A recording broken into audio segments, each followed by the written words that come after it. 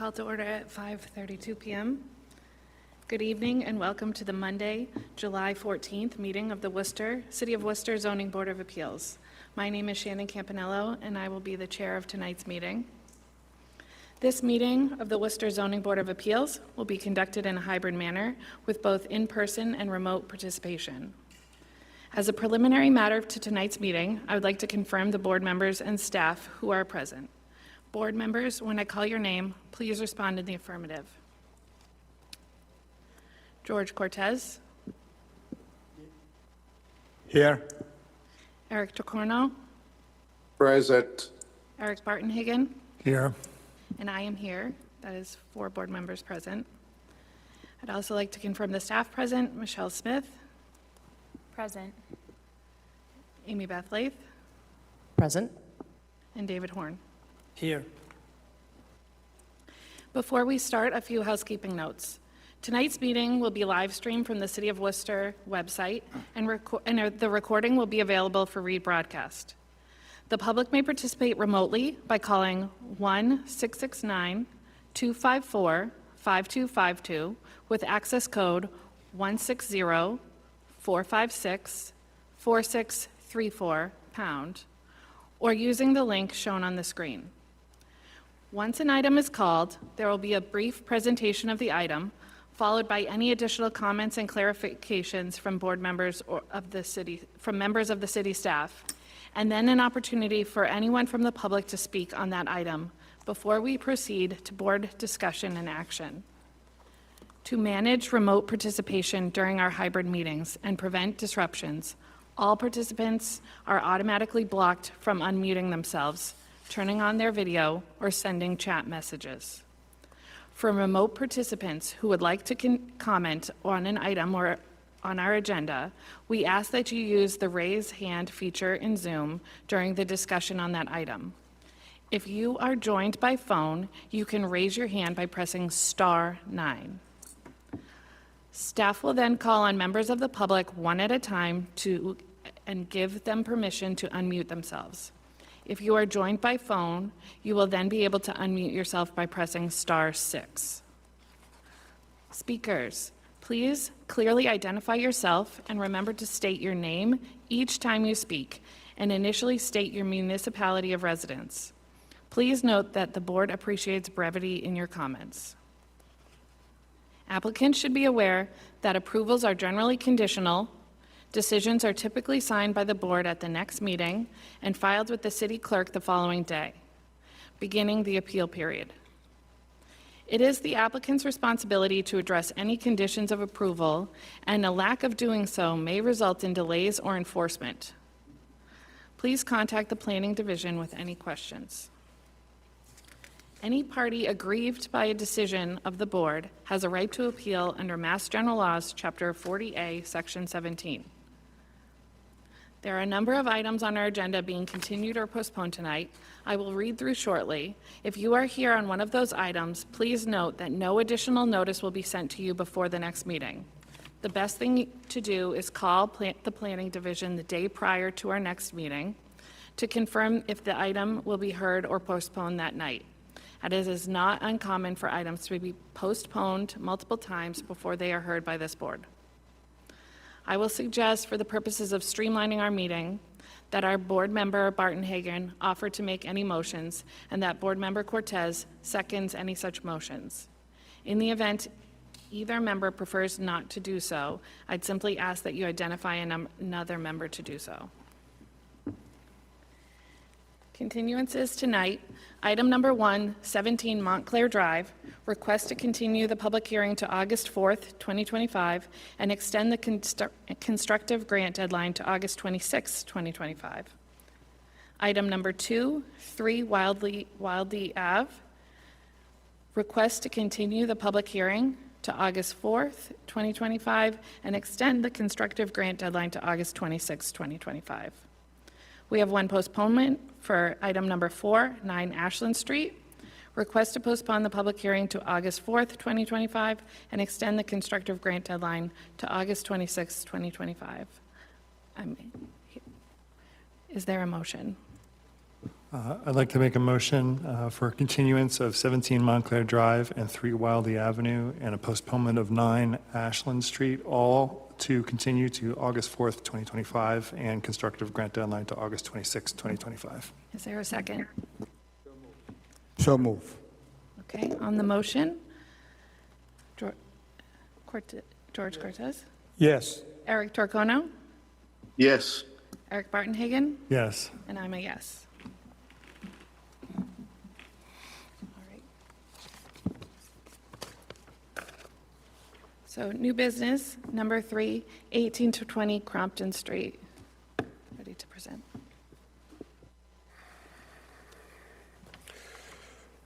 Good evening, board members and chair. My name is Rafael Hernandez from Acropolis Design. I'm here representing MJ Woodall. The owner and general contractor, Vincent DeLeo, is also present if there's any questions for him. We are seeking relief for lot area and frontage to construct a 4-story, 12-unit apartment building, which includes 2 affordable units. The proposed location is a diverse neighborhood with a mix of multifamily homes, single-family homes, commercial buildings in a highly walkable area that allows tenants to access shops, restaurants, public parks, professional services, and community and wellness facilities within a 10-minute walk of the property. The building will have 1 parking space per unit with 9 of them enclosed under the garage and 3 on the rear of the building. The facade will be a cement siding mimicking brick and clapboard to match the area's buildings. All units will have modern amenities, balconies, in-unit laundry, wall construction to reduce sound transmission. Also, due to the size of this project, we will have to present to planning for site plan review. And some of the site plan improvements that we're proposing, it's reducing the pavement area. Right now, the lot is essentially a parking lot, fully paved, that is not being used. We're going to reduce it to the minimum that we require for drive aisle and footprint of the building and the parking spaces. We'll be planting trees, 3-inch ALB and EAB resistant trees, stormwater management, covered bike storage for 12 bikes, dark light compliant lighting, water infiltration, and oil water separator for the parking lot under the building. It's not under the building, it's on the ground level of the building with the apartments above it. 20% EV parking. We're going to replace the chain link fence around the perimeter with a privacy fence, 6 feet tall, vinyl. We'll have enclosed waste bins and with private pickup. A modified curb will be reduced to 24 feet and shifted to accommodate the aisle. We're also requesting the following waivers: the names of the properties up to the abutters of subject of 300 feet and the distance from adjacent buildings and property lines. Thank you for your time and consideration. Any questions, please? All right, thank you so much. Staff? Sure, through the chair, this is Michelle Smith in the city's planning division.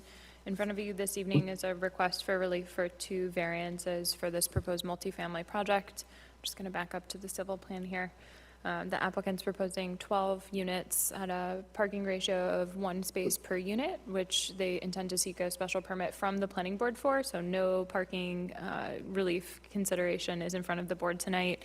So even while some of the comments were made about changes to drive aisle width, et cetera, all of that would be something that would be handled through planning board. So we're really just looking at 2 requests to deviate from the dimensional standard for density related to frontage and lot area. So in front of you is a request for the variance for lot area for about 2,800 square feet, or 23% of that minimum requirement, which would be 11,900 square feet. and then a variance for just over 5.5 feet of frontage from the minimum dimensional requirement for what is considered a high-rise multifamily dwelling in this context. We're located in RG5 zone, so one of the more dense residential districts that we have in the city. The applicant is proposing to provide the units on site for inclusionary zoning, so they'll be providing 2 affordable units. And again, as I mentioned, seeking relief from the planning board related to the parking in association with that. We have some recommended conditions on page 3 and 4 of the staff memo, which includes information around soils and sort of stormwater management, details for fencing, details for bike racks associated with the project, where we're looking for 1 bicycle space per unit to be provided. And then we're also looking to see the structure get shifted closer to the street. So you can see the structure here is honoring I should say, the required setback is 15 feet, and we're hoping to see the structure move right up to that 15-foot setback, given the kind of dense urban environment in which this site is located. So I will progress the slides here forward to the architectural plan so you can see. So this is one of the floor plans on the upper stories. I don't know if we have the ground level floor plan in here. It doesn't look like it. But as you can see from this elevation, which is the street-facing elevation on Crompton Street, you can see there's a sort of double car wide garage door with kind of modern aesthetic, and then there's an entry located under a little portico over off to the side, kind of screen right, and so that would be the entrance to the structure. So those kind of revisions to the design have been added to add some additional architectural detail. Staff was looking for further progressions of the design to include something maybe more ornamental on that. So I don't think have that as a condition, but it was a comment in the discussion section of our memo, if you had noted and had the chance to review. But I'm happy to talk more about any of the different elements of the project, but these are 1-bedroom units, so they're smaller units, generally under 750 square feet. So they're generally more compact and not exceptionally spacious. So don't necessarily have concerns in terms of any of the things that are not in front of you that you might normally consider related to parking or dimensional components. We had some questions about trash bins and how folks would access those trash bins, which are located.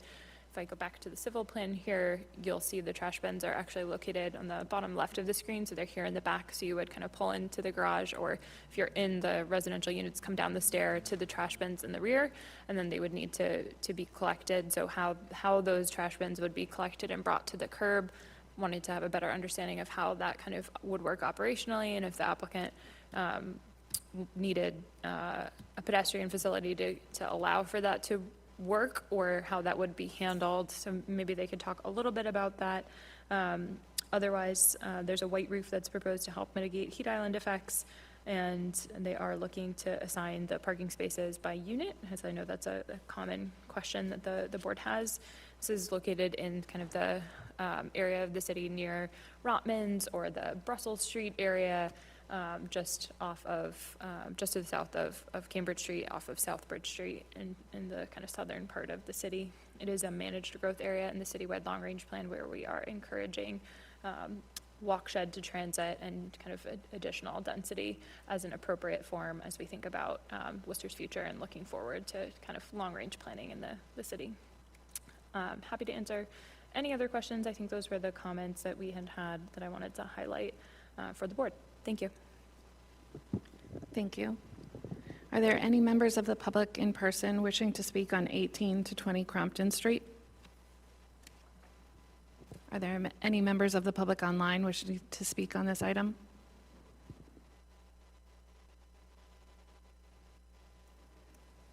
All right, we'll move to board comment. Did you want to address the city's comments about the trash and how that will make its way to the front of the building to be collected? The owner, developer, manager, contractor of this project owns property around that neighborhood, and will be providing private trash pickup for that building. Okay. So my comment is, I'm generally in support of this project. I appreciate the details that you've added with the brick on the first floor to match kind of that other brick building that's across the way, and adding the cover over the pedestrian front door. to the building.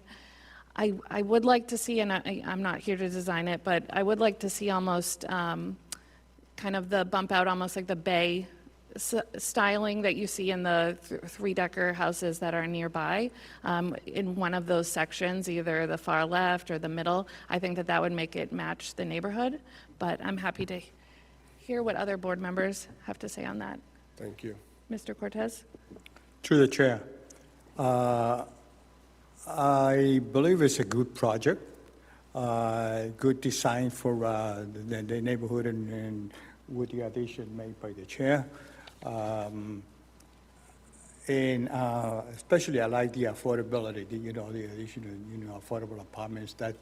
That's what we need in Worcester and everywhere else. So I'm happy with it. Just if you're amenable to comply with the 10 recommendations made by the city and the waivers, I'm looking forward to vote for your approval. We don't have any issues with the recommendations. Thank you. Thank you. Mr. Turquono, did you wish to speak on this?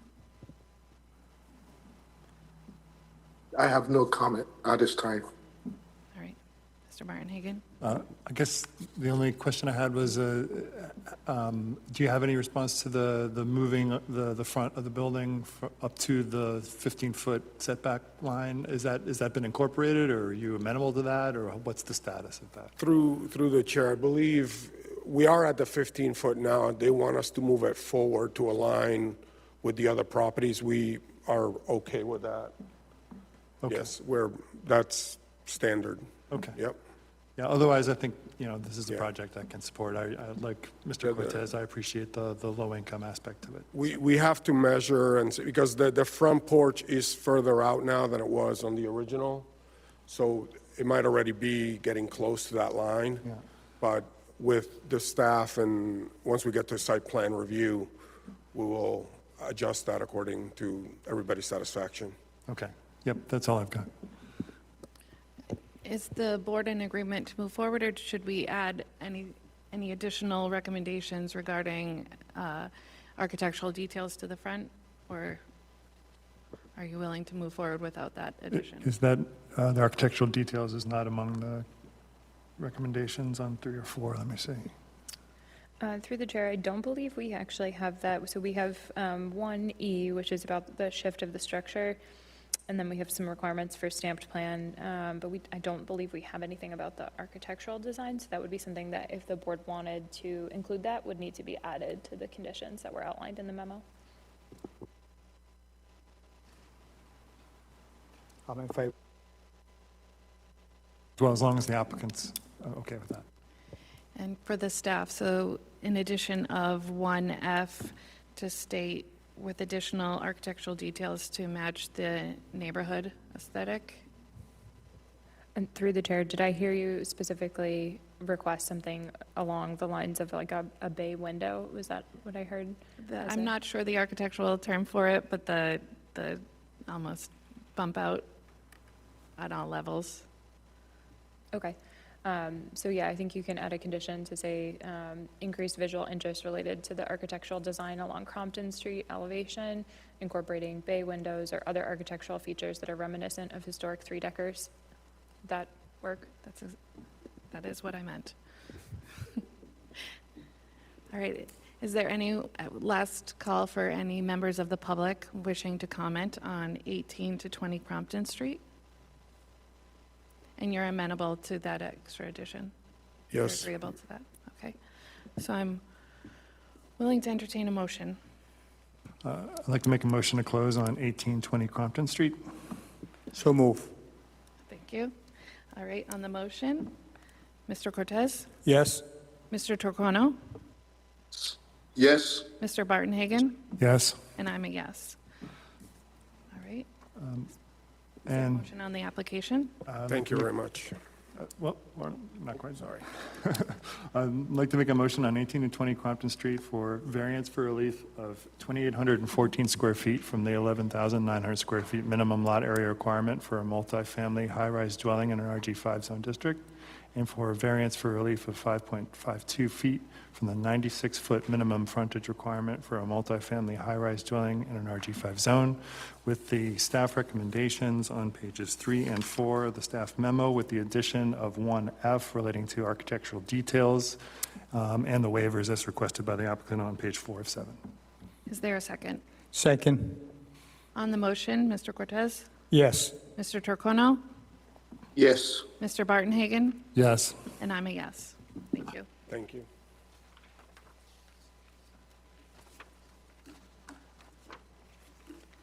All right. Next up, we have 29 Dominion Road, seeking a variance for relief of 2,000 square feet from the 7,000 square foot minimum lot area requirement for a single-family detached dwelling in an RL7 zone. Hi, my name's Harry Avery. I'm the owner of 190 Dominion Road. The existing lot is a 10,000 square foot lot.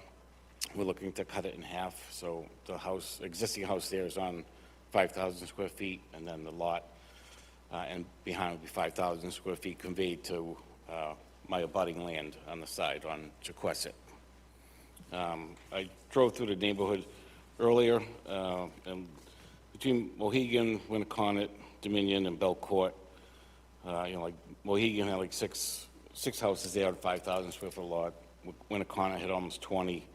Dominion has about 15. Belcourt has about 16. And some of those lots are duplex lots, and they're 3,500 square feet, 3,700 square feet. Also, I believe, I talked to all the neighbors.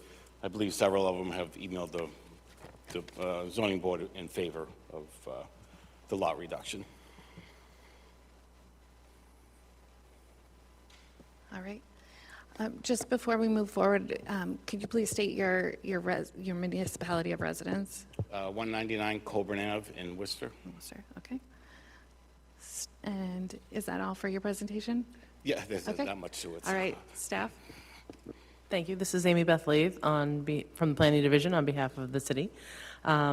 So as you stated, the applicant is applying for a variance for the existing lot for relief of 2,000 square feet from the 7,000 square foot minimum lot area requirement of a single-family detached dwelling in the RL7 zone. So presently on the premises is a single-family detached dwelling in the RL7 zone, and the applicant is looking to divide the property into 2 lots and convey the vacant side of the lot, which we're calling Lot 1, to the neighbor, which is also the applicant. It's all Yeah, I own all one everything down to- situation over here. The property has 10,000 square feet of lot area and 59 feet of frontage along Dominion Road and 200 feet of frontage along Ansonia Road.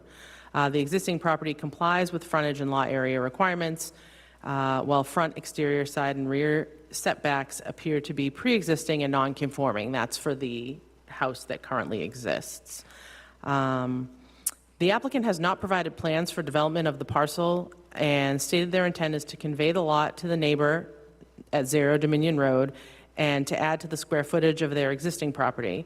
Therefore, the land division will not create any zoning nonconformities for Lot 1 that's newly created. The applicant seeks a variance for the lot area for the existing parcel, like I did say.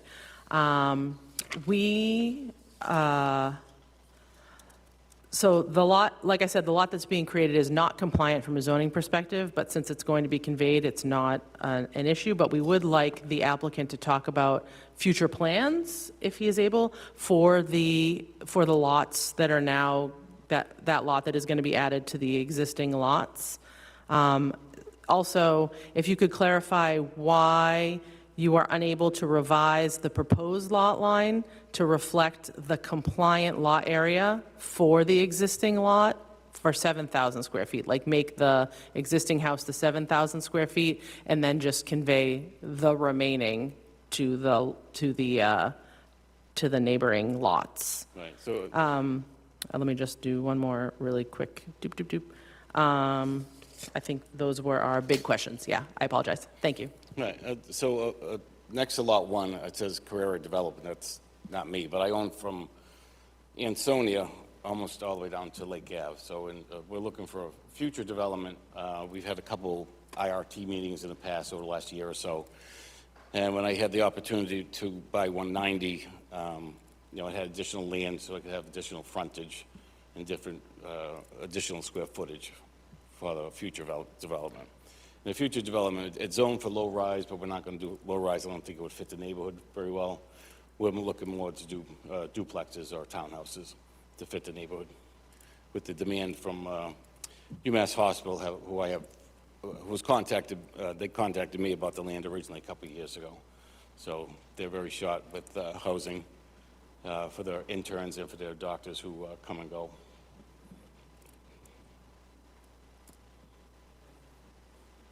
And then the second half of that is why not leave the compliant lot for the existing house? It's just because I needed additional square footage for the future project. If the 5,000 square feet is really like the minimum what I need to attach to the other lots, so I have more frontage and the square footage for the number of units I can get in there. All right. Thank you. Are there any members of the public wishing to speak on 29 Dominion Road? I see no one in person. Is there anyone online wishing to speak on this item?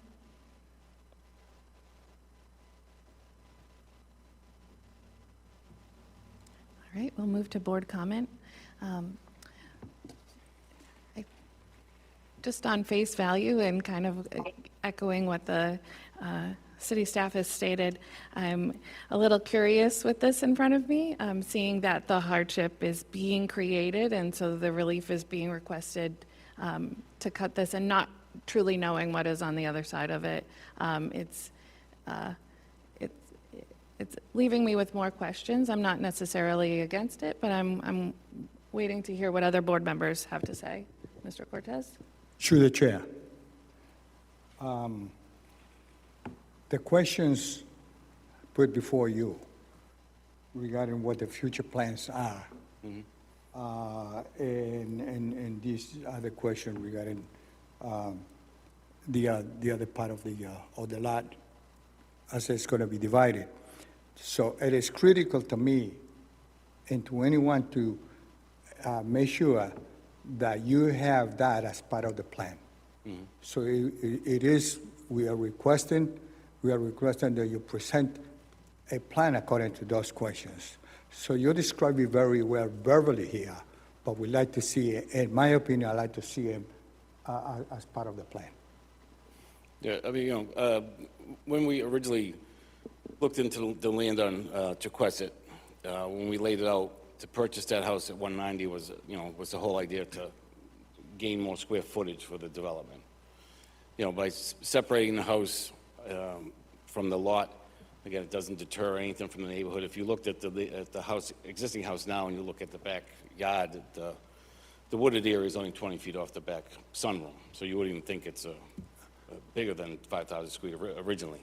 So, but I mean, going forward with the development on Tequesset, this is kind of the first step to get the additional square footage, and then we can lay out how many units we can get in there and go from there. Through the chair. Again, I can trust you that this is what's going to happen, but along the line, after this is approved, that's all in words to me. Right. So I'd like to see that again, however you describe it, how you want to describe it as part of the plan. So if you're not ready for it, there is a means that you can continue and come back with a full plan, and work this out with the planning office. Right. Well, I'm not really trying to do it backwards here, but I mean, we bought the property to separate it and then develop, lay out the units that we can do on Tequesset. But if you're looking for a plan for Tequesset first, I mean, I can certainly get the plan from the engineer and show you kind of what we're looking to do there. Again, if you have questions on how to present out the plan, I think that the office board, the office in here would provide you with guidance and, you know, how to, you know, present your plan. Okay. Mr. Turcono? Without wasting the board's time, I concur with you, Madam Chair, and Mr. Cortez. Mr. Bartonhagen? Yeah, I guess, so, Lot 1, down Chequesset, down to Lake, you said you own, Almost to the lake, yeah. okay. And so you're looking to combine this with other properties that you own and create one, One big lot. okay. What is the state of Chequesset Road? It says it's a private street. I mean, is that, It's a private, undeveloped, how bad is it?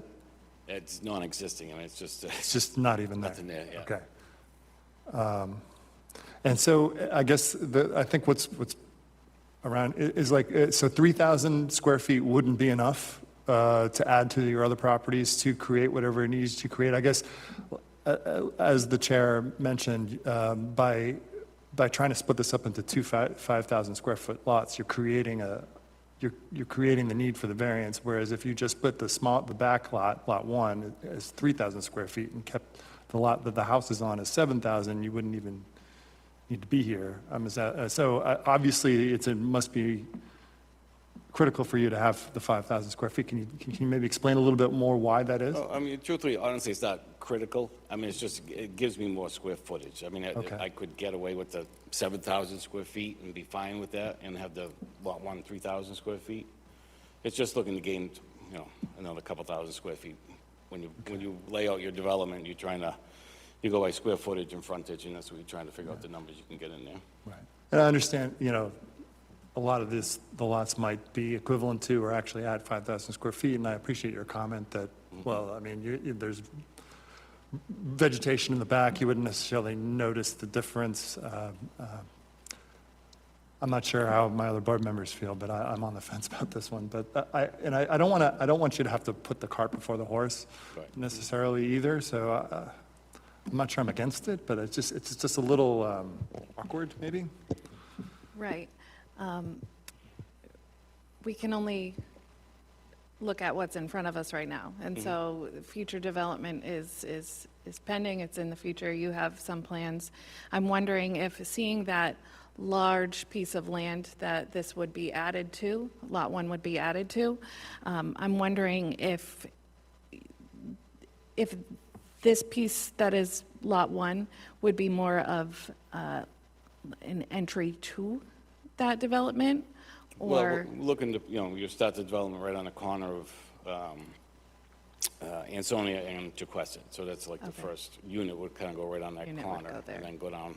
If you bring up the map, the other lots I can show you what are all connected that I currently own. Okay. Because this lot's 24, 26, 28, and 33, I think that go along with it, so.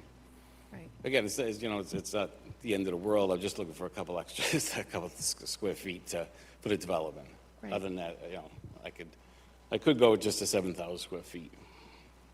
And through the chair, who currently occupies the home on Lot 2? Is that a tenant or? Yeah, so, and the green is 190, so the lot right next to it I own, then 24, 26, and 28. And the lot that currently has the single-family unit on it, who owns that or who lives there? In 190? Yeah, the Lot 2 that you're they're seeking. Yeah, I have a tenant who's looking to, he's doing rent-to-own the property. Okay. Yeah, so I'm in line with my colleague here. I'm not necessarily against the extra fee, and it's just not knowing what is going to happen to Lot 1. I'd rather take it as a full package, if that's something that we could do, even if it's, you know, some proposals.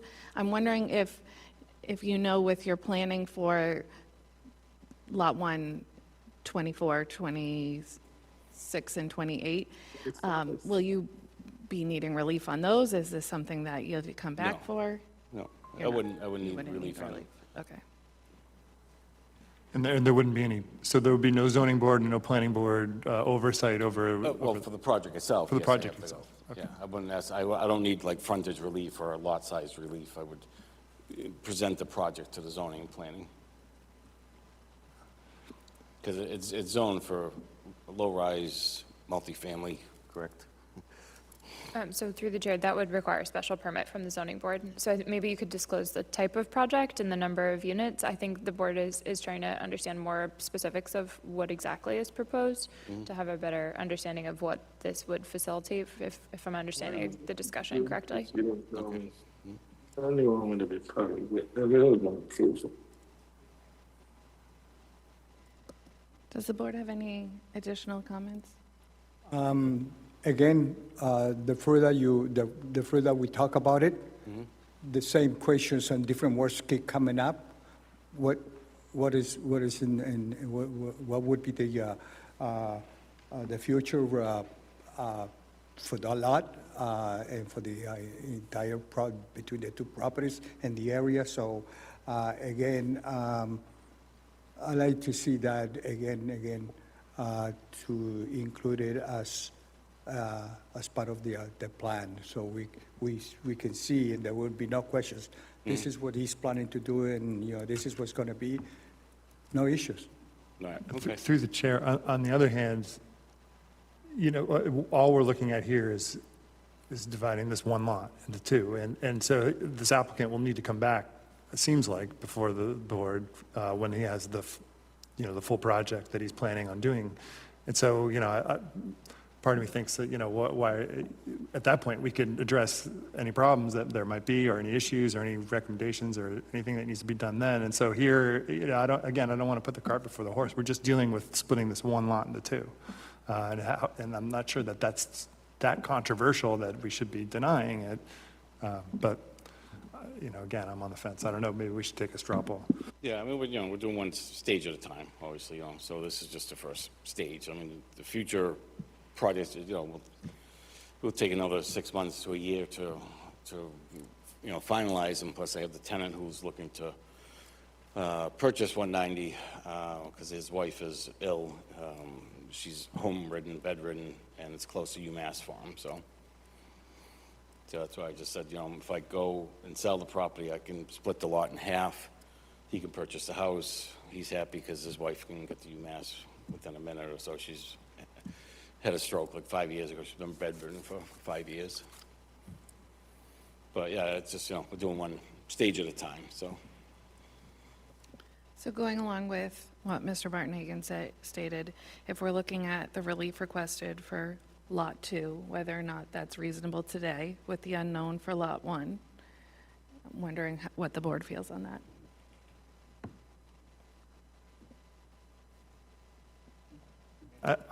I think, are we taking a straw poll?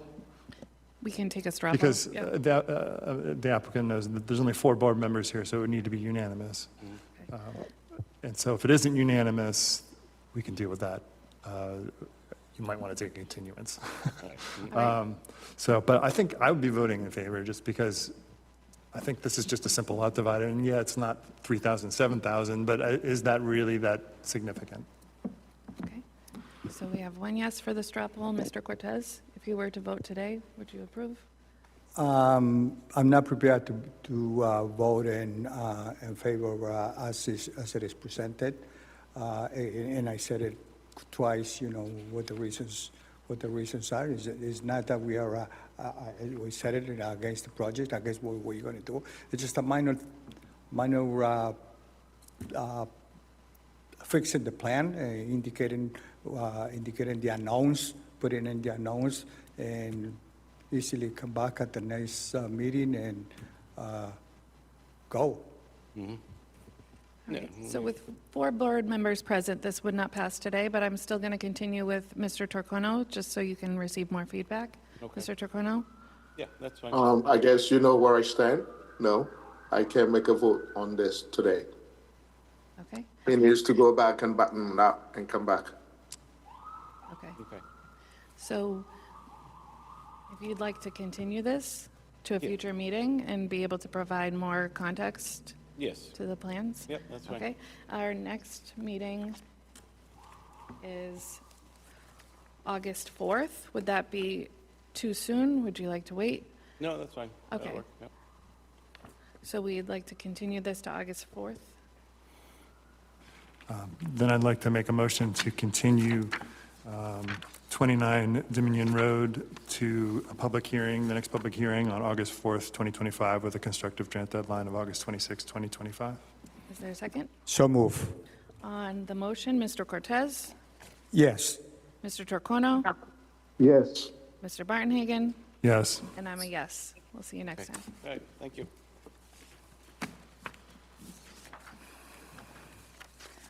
Our next item up is 97 Webster Street, a special permit application to allow service shop personal services use in an MG2 zone.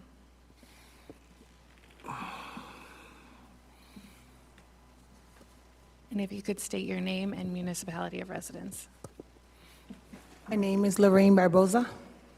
My name is Denver Romero. And what else? And then if you'd like to just briefly describe what you're applying for today in the special permit. Yes, we're here because we're applying for a special permit for a barber shop at 97 Webster Street, Unit 16. All right, thank you. Staff? Amy Beth Leath on behalf of the city. As the applicant stated, they are applying for a special permit to allow a service shop / personal uses in an MG2 zone to operate a barber shop. Presently on premise is a commercial building with various business tenants. The applicant has signed a lease with and has permission from the building's owner for the barber shop use.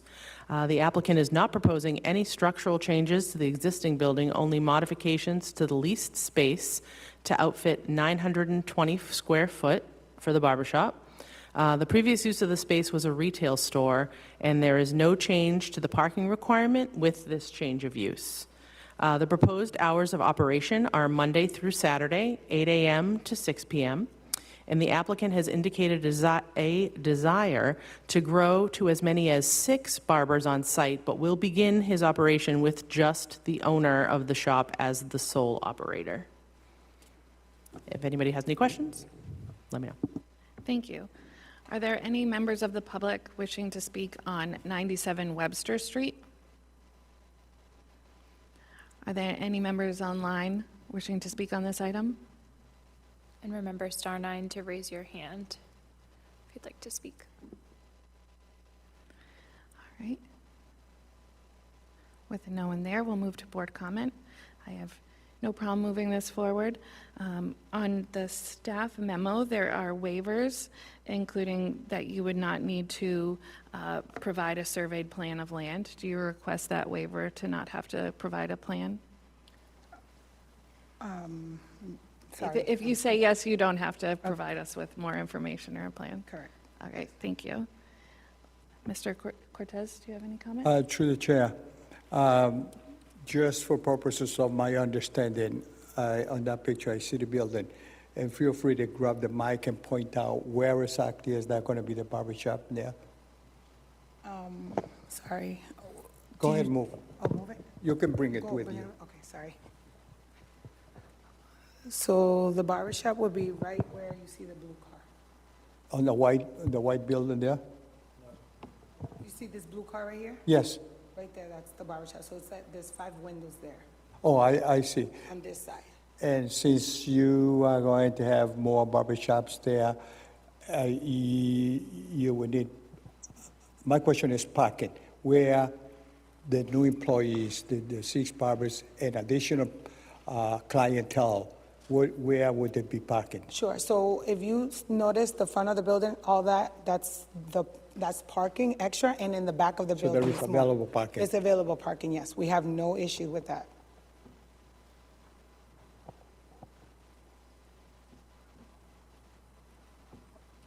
Through the chair, Mr. Cortez, so the previous use was a retail store that had parking allowed for it, and with the change of use to the barber shop, there's no change to the amount of parking needed, so the parking existed previously, and the parking will continue to exist.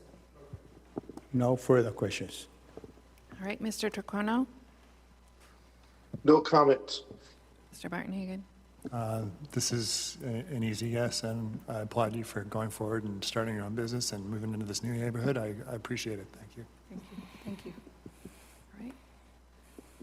Last call for public comment on this. All right. Entertaining a motion. I'd like to make a motion to close on 97 Webster Street. Do I have a second? So move. All right, on the motion, Mr. Cortez, Yes. Mr. Turcano, Yes. Mr. Bartonhagen, Yes. and I'm a yes. I'd like to make a motion for a special permit to allow a service shop personal services use in an MG2 zone. With the, are there any recommendations? Yes, with the recommendations on page 3 of 5 of the staff memo and the waivers as requested by the applicant. Is there a second? Second, twice. On the motion, Mr. Cortez, Yes, yes. Mr. Turcano, Yes. and Mr. Bartonhagen? And I'm a yes. This is approved. Thank you. Thank you so much.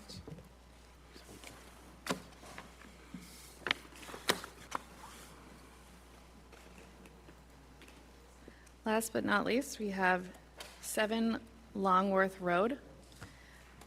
A request for variance for relief of 2 feet from the 65-foot minimum frontage requirement for a single-family detached dwelling in an RS7 zone. If you could state your name and municipality of residence.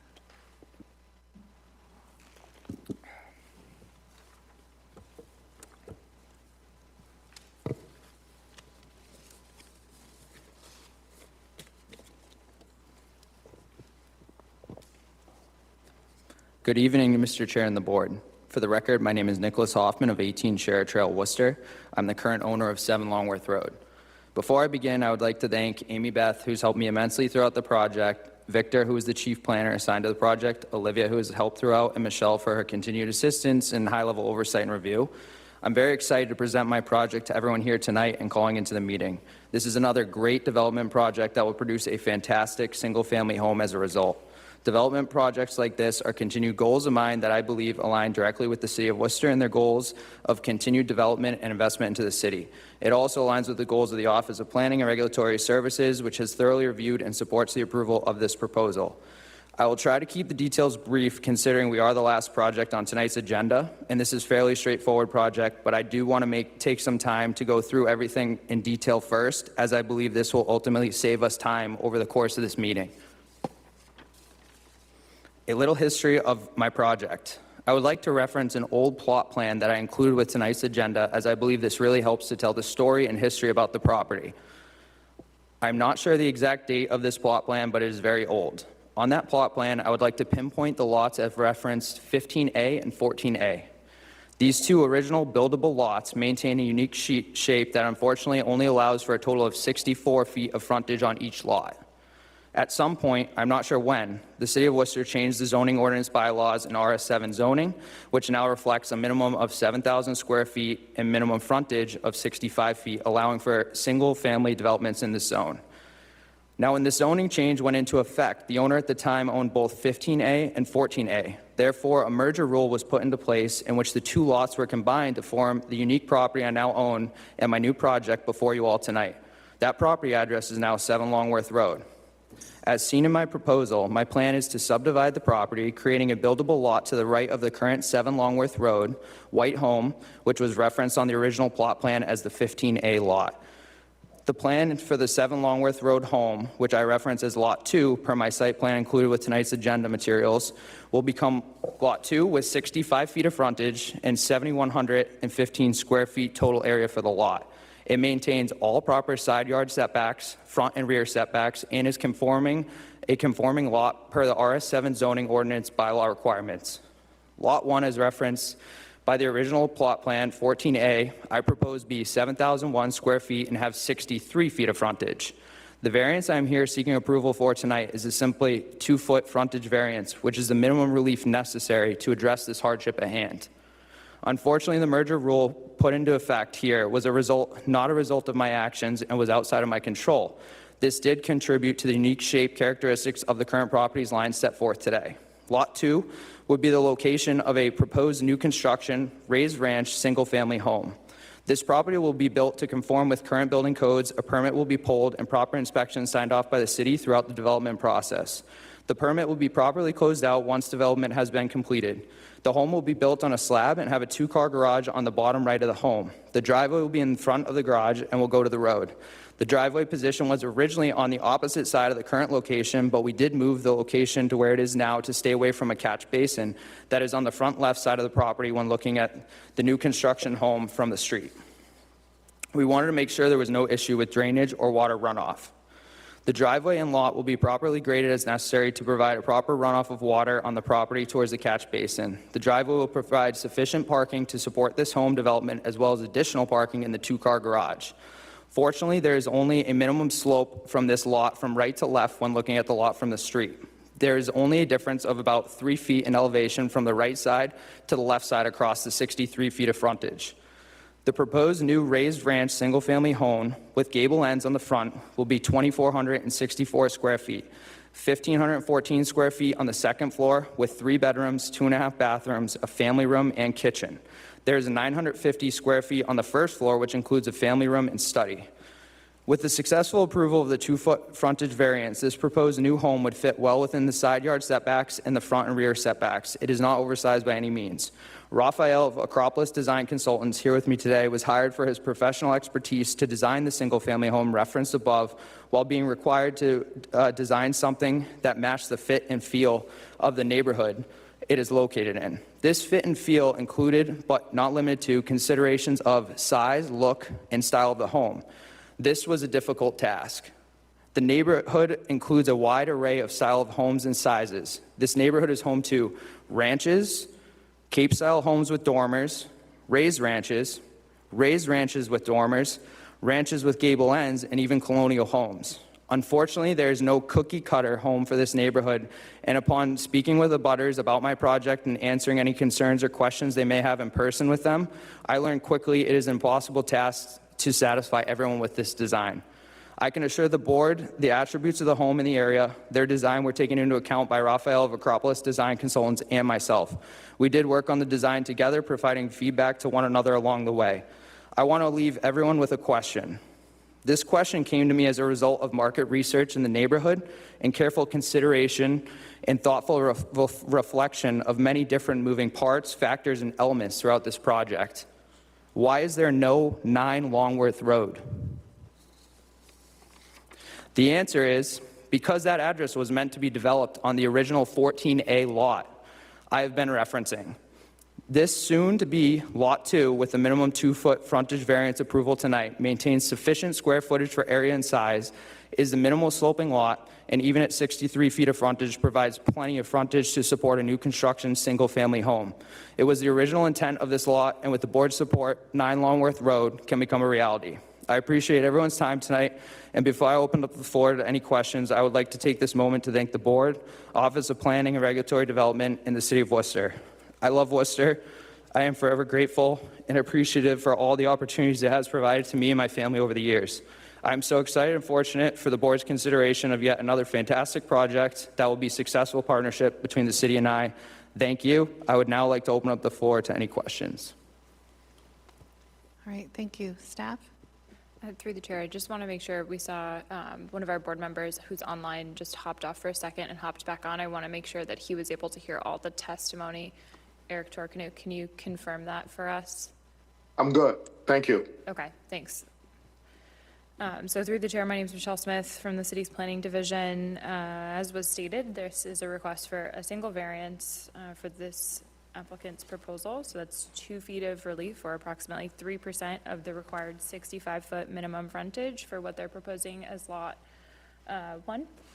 So that lot is the northern lot on the plan that you see on the screen here, where that says proposed single-family dwelling. To the south is the existing single-family dwelling known as 7 Longworth that would be proposed to remain. The new structure is proposed to be a 3-bedroom unit with 2 garage parking spaces. If the slides will progress, you can see the rendering here. In terms of staff comments, we had a few different questions and comments. In terms of the architecture, just in reviewing the character of the neighborhood more generally, the majority of the structures appear to be capes or colonials in style, almost all of which have a one-car garage that is attached but located on one side or the other.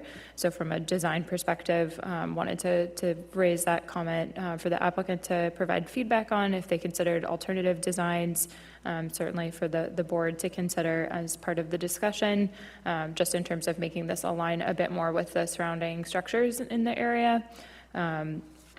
Other comments, and I'm going to give you the by right options too. I just want to start with these.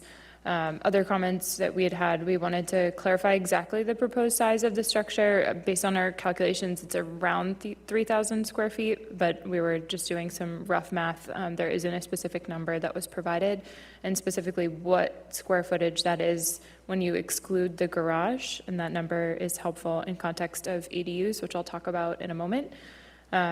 We also wanted to have a better understanding of what the net change in impervious surface would be and any proposed measures for stormwater management that might be considered, whether that's pervious pavers, reduction of the size of the structure itself, considering use of an infiltration system for roof runoff, or rain barrels if that weren't feasible based on soil conditions. So if the applicant could talk a little bit about that.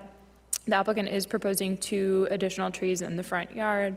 Go back to the site plan. So those are proposed to be located here and here. There are some existing mature trees in that vicinity as well as right here. You can see the one that's in the middle of the house, which would obviously be removed in order to facilitate construction. So we had a question about their ability to provide additional trees to help offset that loss in canopy elsewhere on the lot, and also about a desire to see tree protection for the public shade trees along the street to make sure that those aren't harmed during the construction process. Also wanted to just clarify, there's I think an existing fence, so there were questions about just what changes to fencing and other landscaping might be proposed on the property. So those were comments or questions that we were hoping the applicant can talk a little bit about. Now I'm going to go back to sort of development potential of the site. So by right, the applicant could construct at this property today an accessory dwelling unit up to 900 square feet. Based on the state law, that could be located up to 5 feet from the side and rear property lines, and it could be up to 35 feet tall, the same size as a single-family home could be. So that's a state law that allows for that, in addition to our local ordinance, which are in the process of reconciling with the state law.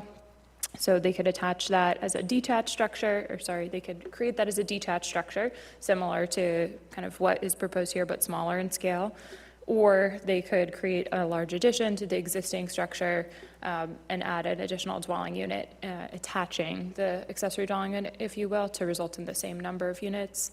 Obviously, alternatively, they could construct a very large addition, but they wouldn't be able to create another dwelling unit unless that were an accessory dwelling unit, which has that 900 square foot cap. If they wanted to exceed that 900 square foot cap for an accessory dwelling unit, they could seek a special permit from the planning board to allow that to be larger.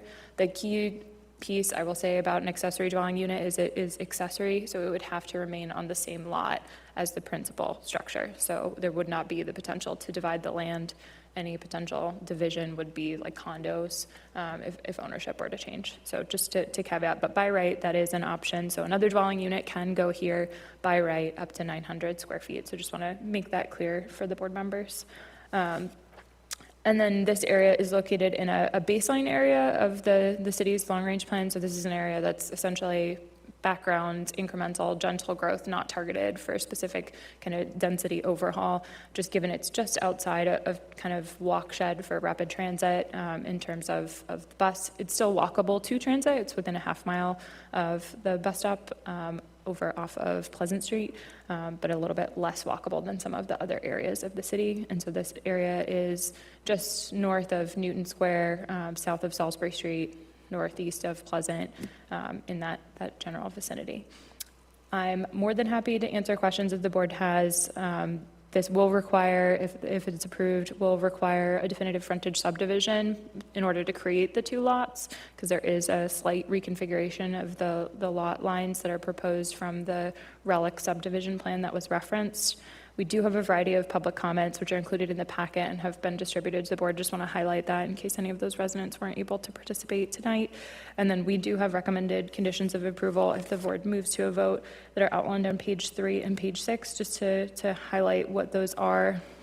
We are looking for the applicant to add 2 additional trees, which would be in the rear on the northern side yard, again, to help offset that loss in canopy. Specification of the tree species, looking for those to not be susceptible to the Asian longhorn beetle or emerald ash borer. Tree protection for the public shade trees, reflecting a location for an infiltration system for 100% of the roof runoff, or if the groundwater conditions or soil conditions make that infeasible, installation of rain barrels to help capture roof runoff, reflecting that the driveway and front walkway be constructed of pervious pavers, revising the architectural design to reflect a cape or colonial with a 1-bay garage, and reducing the driveway to be no wider than 16 feet, as well as reflecting the limit of clearing. In addition, a variety of typical conditions, which include submission of a construction management plan, which talks about how kind of traffic will be handled during construction, and then the pervious pavers be a deed condition so that it's clear to a future homeowner that that area is pervious and has to be maintained in particular care so that it doesn't get littered with sand and salt and clog up the pores that make it function. So again, those are for the board to consider, were the board to move to a vote. Otherwise, the other conditions are pretty standard conditions that you're all familiar with. Again, happy to answer questions. Thanks. Thank you. Before we move to public comment, did you have any response to the recommendations as made by staff in the memo, particularly Yeah. regarding the infiltration system, the driveway and walkway constructed of pervious pavers? Any response to that? Are you in agreement with those? Yeah, I can definitely take care of that. The infiltration system, I also think is a good idea if the soil, as long as it allows for it, that's no problem at all. The one thing also, do you want me to answer some of the questions she had brought up first too? Of course. So it's hard to see, but it's on the plan. It's in the light blue for the square footage for the new construction. It's 1,514 square feet on the second floor and an additional 950 square feet of living space on the first floor. We did consider alternatives to the 2-car garage, but we did feel that parking was something that we were taking into account. So we felt with the increased amount of parking, it was a better design and would provide sufficient parking for off-street. So that's kind of why we came to it. And then as for the trees in the back as well, we have no problem with also planting additional trees in the locations that the board or that planning requested. And also, recommendation 1F not only requests that you move it to a 1-car garage, but also revising the architectural design to reflect a cape or colonial style. Is that something you're willing to move forward with? So, I mean, Raphael's right here. He can speak to that more, but I've personally done a lot of walking through the neighborhood, talking to the abutters. There's Ray's Ranch literally on the same street, right up the hill. On the same street that's over there. I actually provided marketing pictures of different homes in the neighborhood. We both feel thoroughly that it's going to be impossible to keep everyone satisfied with the design, but that this fits in the neighborhood for what we came up with. We feel that this design is the most efficient for this type of lot where we're utilizing all of 2 floors. The garage is approximately 500 square feet, and essentially this has a lot of, if you go back to the photo where you see the other houses next door, it is 2 stories. We do have a split entry to accommodate the second floor living, but it's in par with the height and volume of some of the other buildings around it. And even across the street from this, on Manila, there's even larger houses as far as volume wise, because they have basements, they have rooms over the garage, and we could possibly do 1 garage door, a larger garage door, instead of 2 doors to kind of mimic some of the single doors, but having 2 spaces inside for the people living there and guest parking in front, I think it's paramount for this project. I think it might help too if I could go through like some of the actual snapshots of kind of the side streets and also Longworth and Manila, which is kind of what I consider to be around that neighborhood to kind of show the wide array that we did find. I included, it's a large PowerPoint, it might take a second to come up. And that also included for public record, for the most part, I tried to pull it for square footage and also include the second number is also for additional basement. Again, this is on public record, so I think some homes did have additions that weren't also compensated for that. But I did come up with that marketing that it might take a second for it to come up, but we can go through that. Maybe it would help to understand what is. And Through the chair, is this it? yeah, you might want to go through kind of like take a second and quick with it because I did a lot of pictures within it.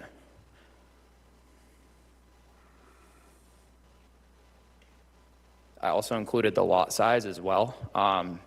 Some of the homes in this area also have far less frontage and lot size for square footage dimensions. Therefore, really why I feel that there's plenty square footage to suffice and support this specific building.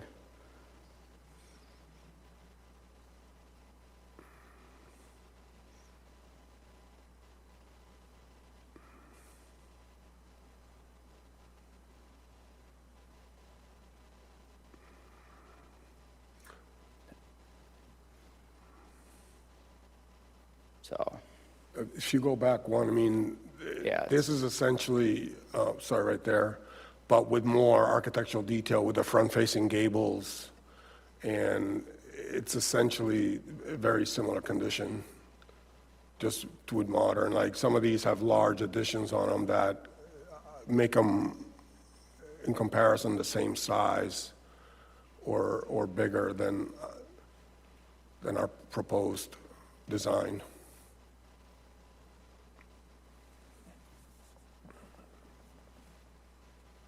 so we did want to just show that we did try to take into consideration, again, I just feel that that's unfortunately an impossible task from speaking and discussing to design something that I had some neighbors that when I discussed about a colonial, they didn't want that either. They felt like a small cottage was the answer. So I just think that it's impossible no matter what we come up with. Again, that's right across the street too. That was another split level ranch as well, raised ranch.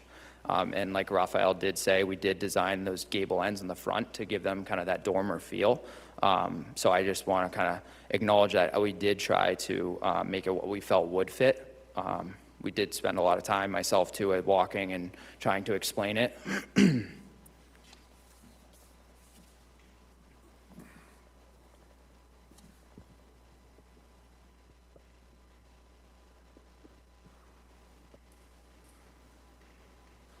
And then the question about the fence too.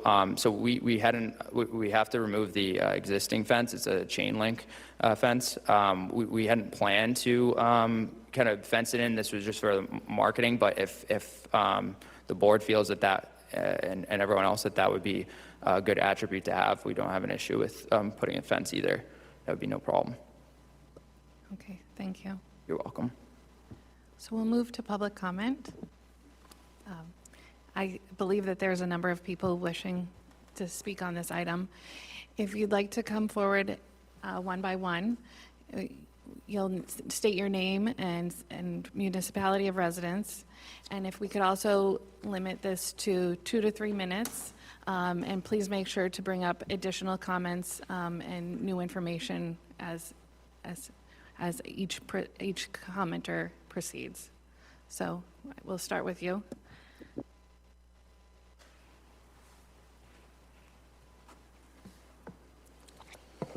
Please state your name and municipality of residence.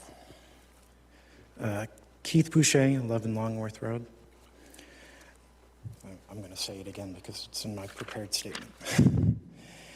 Good evening. My name is Keith Boucher, and I reside at 11 Longworth Road, directly next to the property in question. I want to express my formal opposition to the variance request associated with the proposed subdivision of 7 Longworth Road. While I understand the importance of encouraging responsible housing growth, this proposal does not support affordability or community-oriented development. It represents investor-driven speculation, not a response to any genuine housing need. The developer, Nicholas Hoffman, purchased this property in May 2025, knowing that subdividing it would result in a newly created lot that fails to meet minimum 65-foot frontage required by RS7 zoning.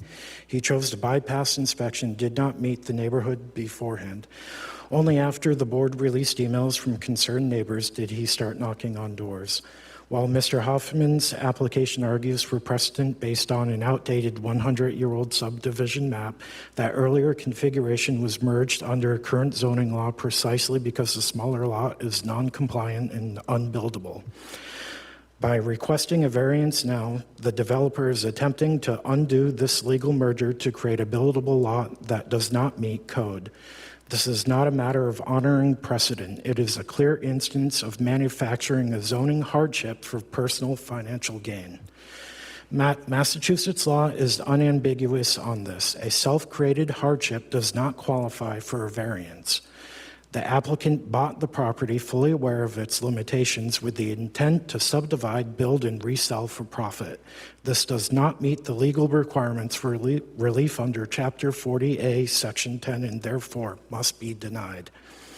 Furthermore, allowing a substandard lot to be created would set a troubling precedent and would weaken zoning protections meant to preserve reasonable density, incentivize speculative purchases, and invite a wave of similar variance requests that chip away at community stability and long-term affordability.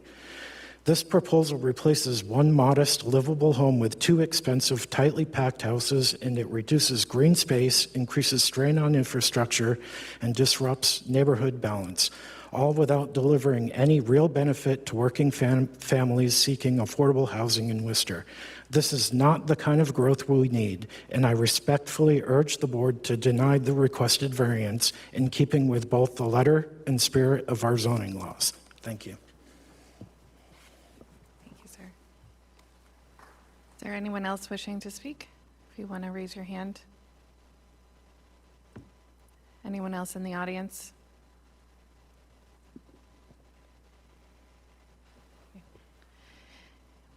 Please state your name and municipality of residence. Good evening. My name's Jim Marshall. I live at 54 Winifred Ave, directly behind the proposed structure. Keith was very good. He's very technical, very important, but I'd like to maybe emotionally respond, I suppose. I've lived in this neighborhood, whether it's Kinnicott, Saxon Road, where I grew up, or Haviland Street, where we lived for over 25 years. This building does not fit the neighborhood. Not even close, I'm sorry, but this is a family-oriented neighborhood, owner-occupied. I'm sure number 7 is not owner-occupied at this point.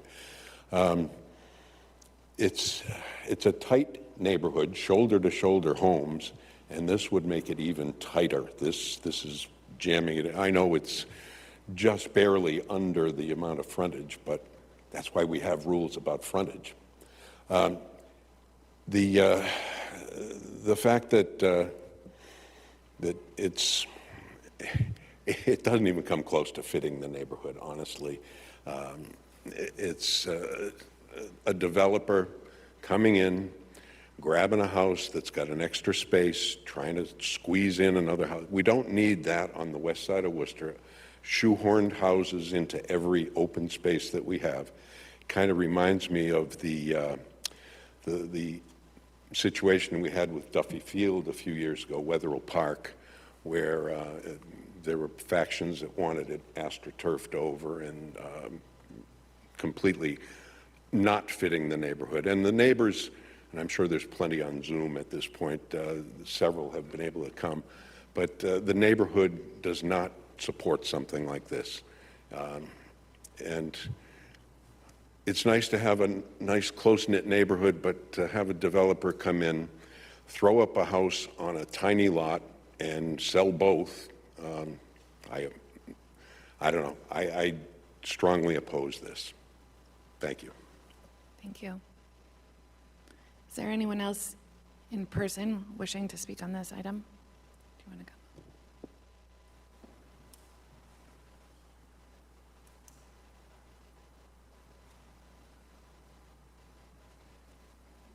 Madam Chair, members of the board, thank you.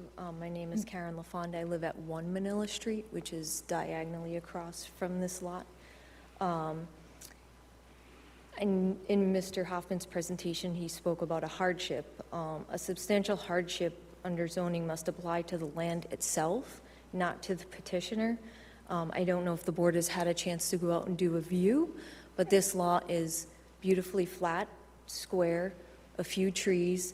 There are no unique conditions, such as shape, topography, slope, that affect this lot. It's not odd-shaped, it's not a pork chop, and it's not unique compared to any of the neighborhood surrounding lots. A hardship determination should be based on circumstances affecting the property, not because it creates a personal financial hardship for the petitioner or landowner.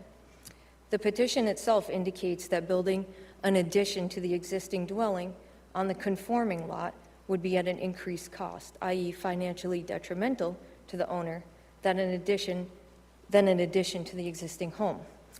I'm not sure how an addition to an existing dwelling would be more costly than constructing an entirely new home, but it surely would be less profitable.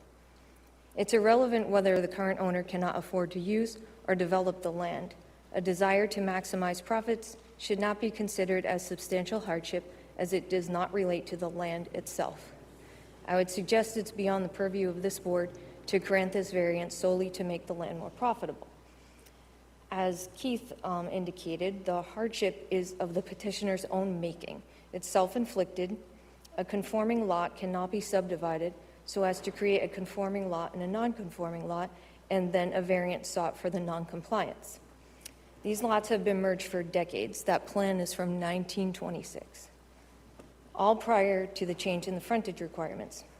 A grandfather exception would not apply due to the merger as well. The total frontage of the two lots on that plan from 1926 is 128 feet, short of the required 130 feet for two lots. The lack of due diligence prior to purchase is not a hardship. So I would respectfully request the board deny the variance. Thank you for your time.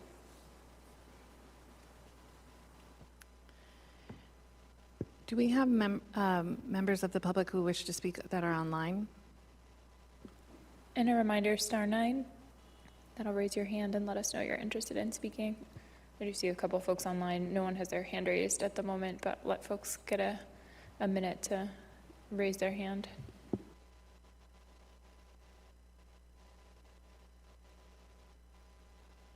Maybe while we wait for people to raise their hand, we could take one more person from in person, and then we might jump to online comment.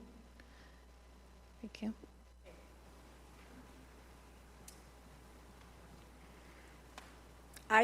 My name is Betty Santiago, and I live on 50 Winifred Ave. My concern is also privacy. The noise pollution, the whole construction of the land, like the previous person spoke about, everything is nice and flat. There's going to be a lot of noise pollution. I have a child who's autistic. That's going to be a problem. I'm looking at the decking. That's going to look right into my property, even though it's not right behind me, but the other house, 7 Long, is behind my house. And when they live there, it's nice to see your neighbors, but I don't want to see my neighbors every time. Like, I have a pool back there. I'm in my bathing suit.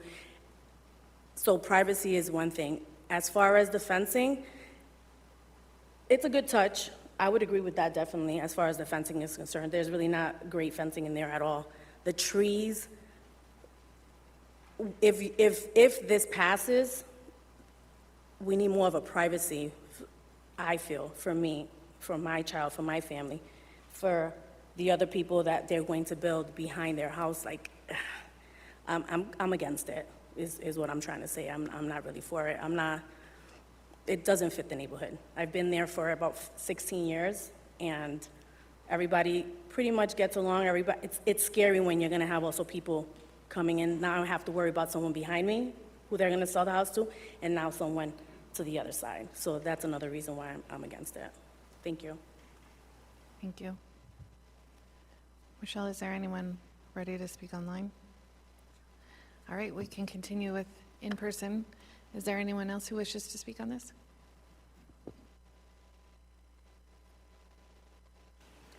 Hello, my name is Hannah Reinhardt, and I'm 1 Longworth Road, so I'm the last house at the bottom of the hill of Longworth.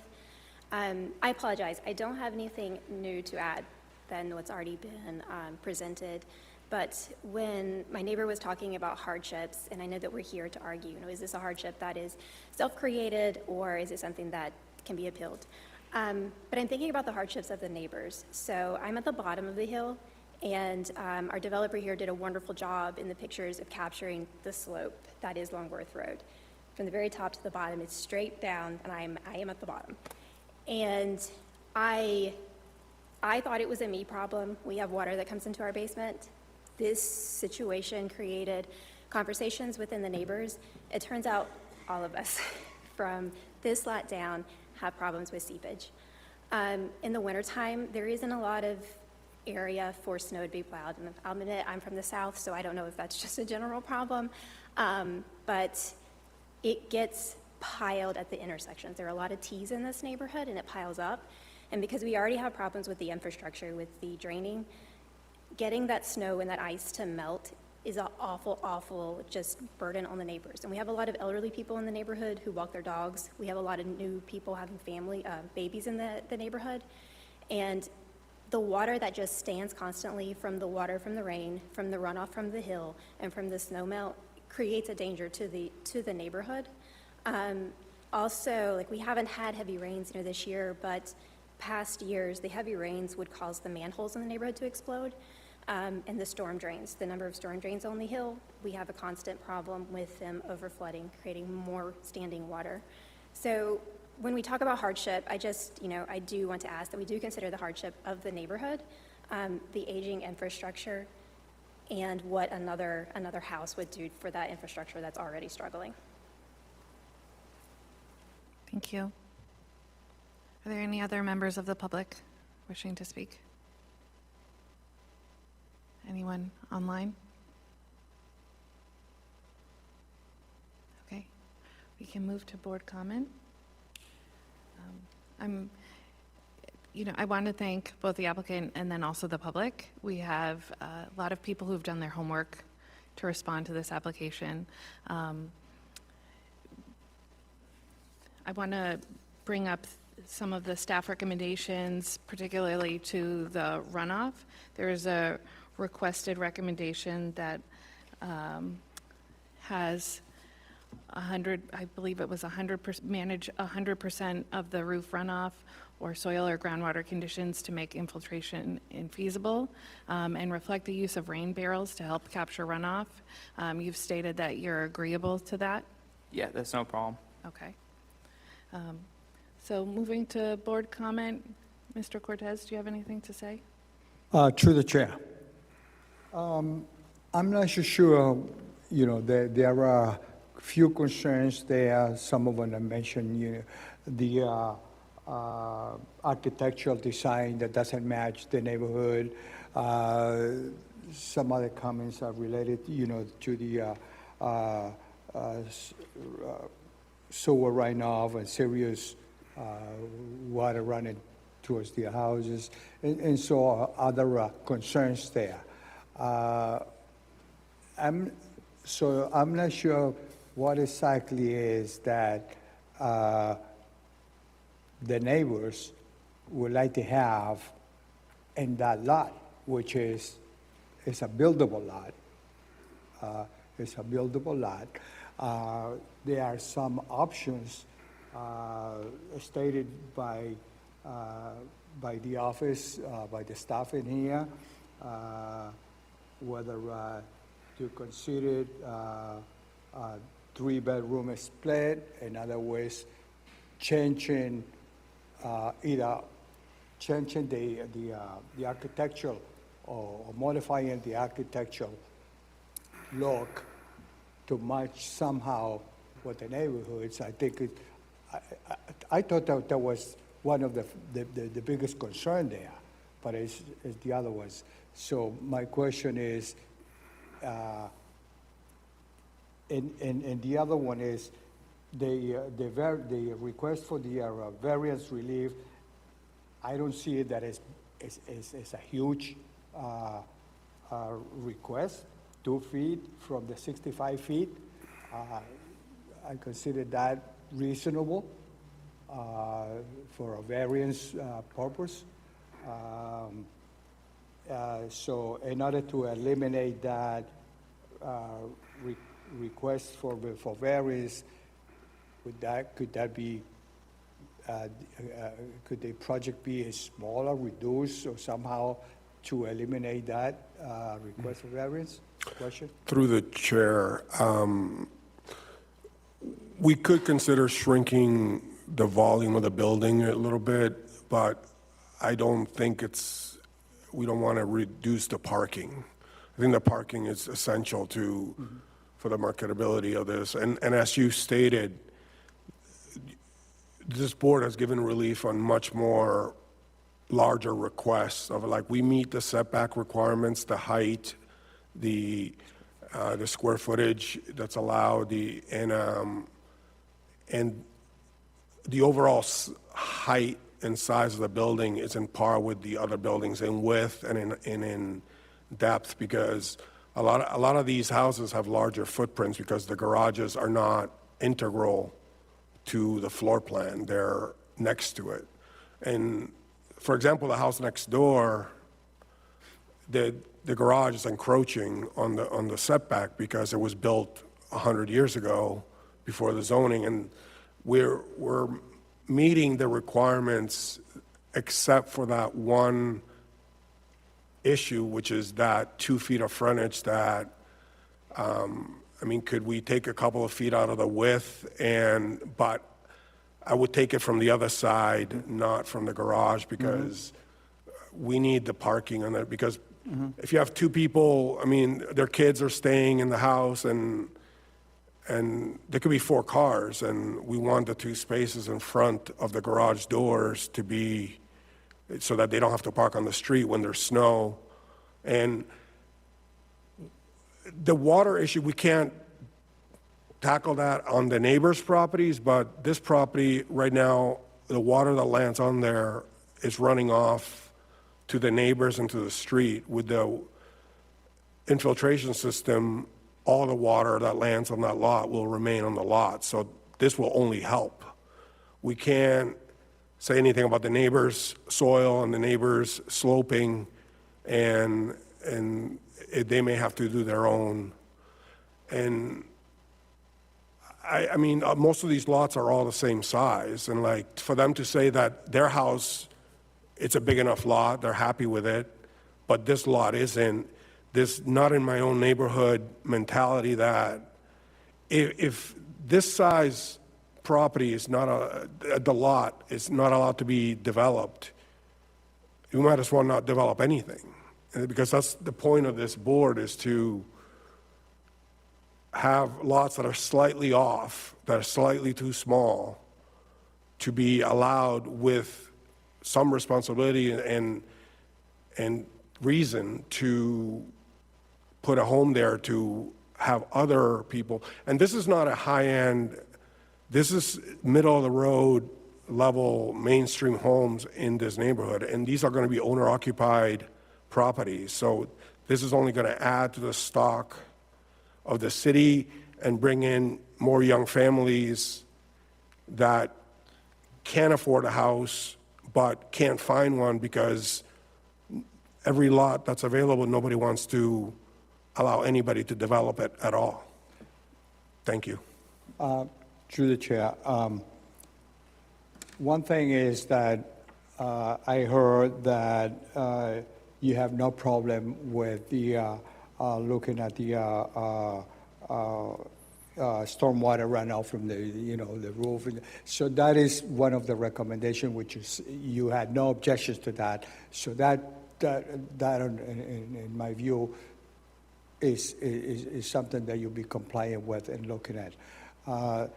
The other part is that you mentioned that you're willing to shrink and have a smaller relief for the building. So that would help also on the other side.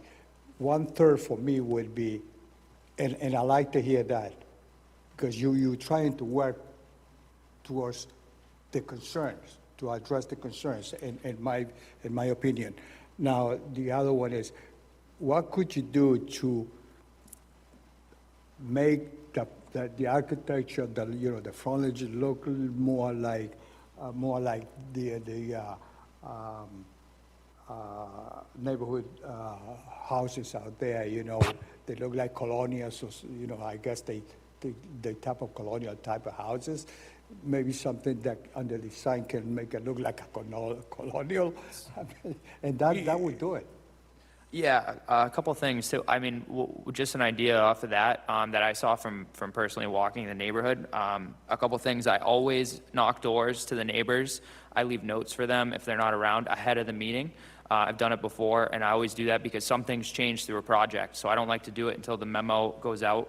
So I do always do that with neighbors. And a lot of those neighbors, quite frankly, didn't want to talk with me or discuss some of the opposition they had, and I left notes for everyone, and I even came a second day to let people calm down because I know it's emotional. So just from walking the neighborhood, some ideas I have for the gable ends, we could add some cedar shake to that to give it that look of that Cape feel. But ultimately, Rafael, he is a professional. He has much more expertise. We've been working and collaborating together on some ideas, but I do feel that would add a little bit more, and that's why we had the gable ends, because it gives it that kind of dormer look on some of those Cape houses. Even the one that I own next door on 7 has the gable dormer too. Okay, Could do that. on the previous project over here was presented here, there was a similar concern on the architectural, thing, and you just mentioned that, yeah, you would be looking into, make it look more like it. So to me, you're making concessions that, makes me feel that we kind of responded to. I mean, we could possibly bump out the left side and enlarge the porch and make it seem more like a narrow lot colonial with the two-car garage on the side. That it would, but in my opinion, I don't think the neighbors would be happy with anything here, and anything we supply, even the most beautiful house, they're still gonna not be for it. They want this lot to stay as is, as some people do. So, but we can definitely dress up the facade more, adding a larger porch or bumping it, like making it a little bit bigger forward, narrowing it a little bit on the width. But that could be a condition in this approval. Sure. Thank you. Mr. Turcano online, do you have any comment? I would like to hold my comment, my thoughts now, if the applicant is amendable to all the questions and comments from Mr. Cortez in this city. Yes. Okay. Should I come back to you, Eric? Yeah. Okay. Mr. Barton I through the chair, I appreciate the public, and I appreciate the applicant. I think there's a happy medium here. I think something is going to be built on this lot because it's only 2 feet variance we're asking for here. And as you said, if that's the most minimal of requested variances, and whether it's, the reason why they came about is not particularly relevant. But so this is a lot that should have a house. What I'm concerned with is that this doesn't seem to match just in terms of style and maybe even the size of it. You go up and down that street, they're cute little colonials, they're cute little capes. I don't know, this seems like something this rendering just doesn't seem to me to fit the neighborhood, again, both in style and size. But I heard in reaction to Mr. Cortez that you're willing to work with the city and address these things. I'm not sure how that specifically could be done in a condition, or whether we need to come back with a new plan. But that's my major concern. I'm happy to hear about the runoff. I think that's important, and then the pervious pavers and the driveway and everything like that. That's all great, but to address some of the runoff concerns in the neighborhood. But I'll open it back up to the board to see whether this is something, I'm not sure this is something we can do as a condition or what, but. Through the chair, and this question, your question would be to make sure the question, how this can be, I would think that this would be a continuous, so the plan would be amend to what you agree to it. Would that be the process?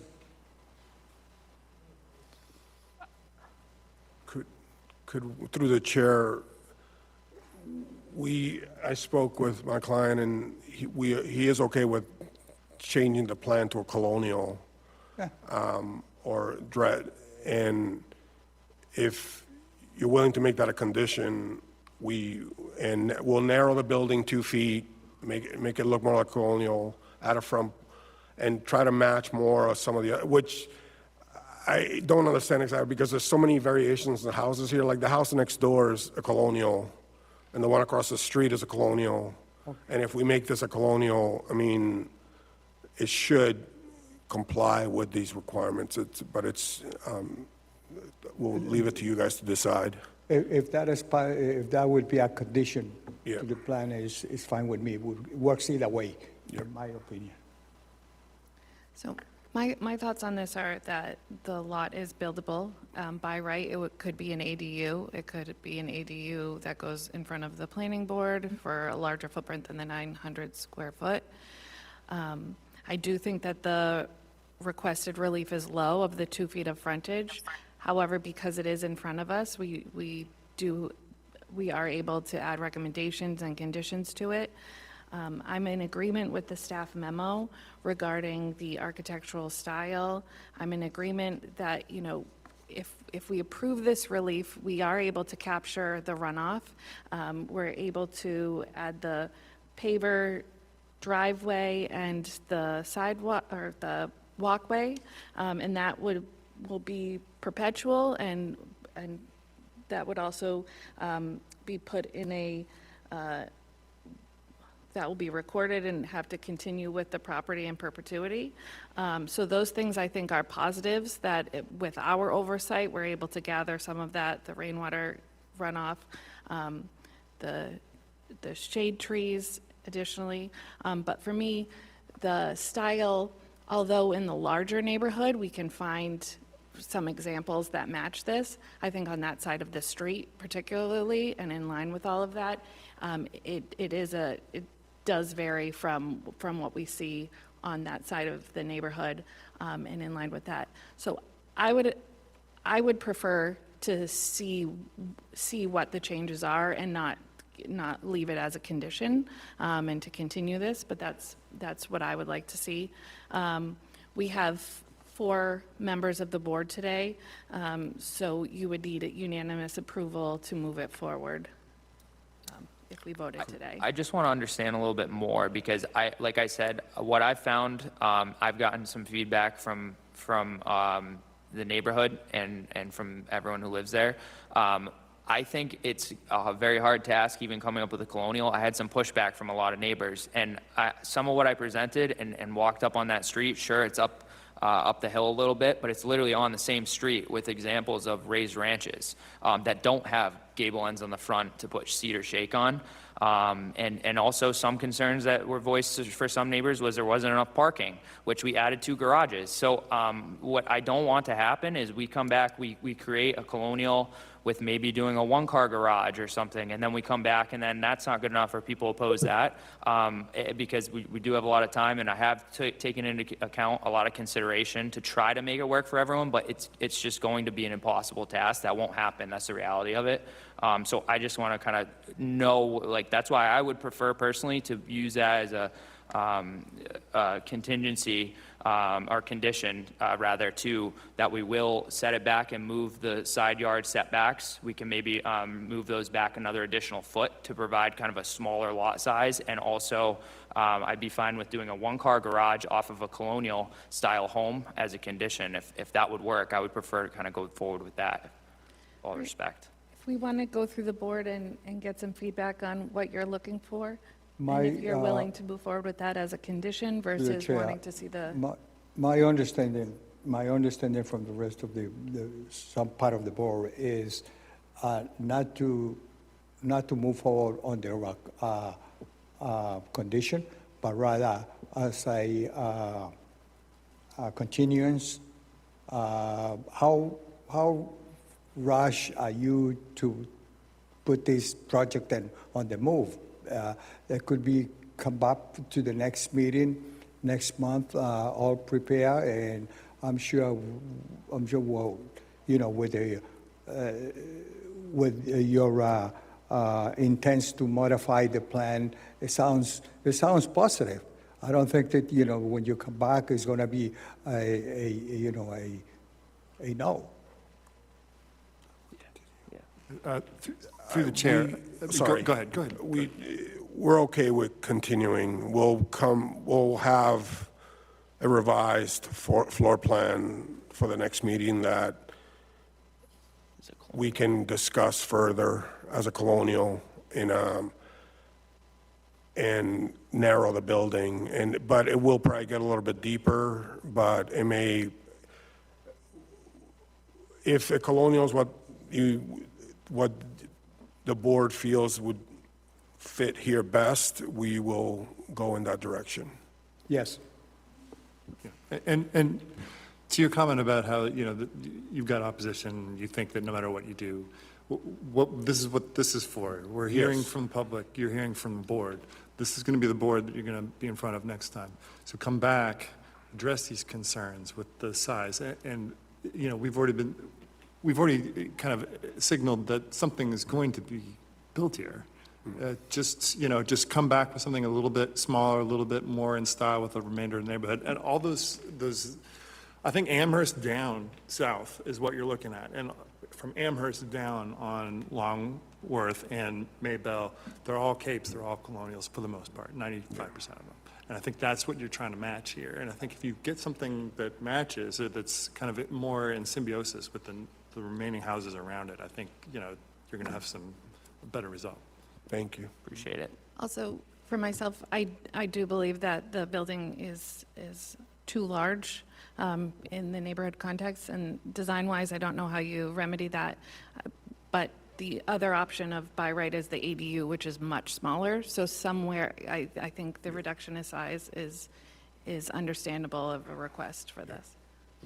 No, I believe our client would prefer to just shrink the building than to go for an ADU, but Of course. we'll come back Somewhere, okay. next time.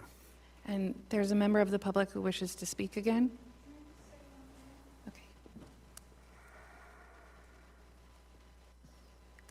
Please state your name and municipality. Hi, everyone. Yes, my name is Amanda Calderon, and I live at 2 Manila Street. And I want to thank everyone for, I really appreciate that you're taking in consideration the design of this home. I just wanted to say that's been one of my biggest concerns. We live in a very well-established old neighborhood, and the design of this home looks beautiful on the screen. It's a contemporary home. Now, Mr. Hoffman has mentioned that there are ranches in our neighborhood, and yes, there are, but they're well-established old ranches that go into the design of our neighborhood.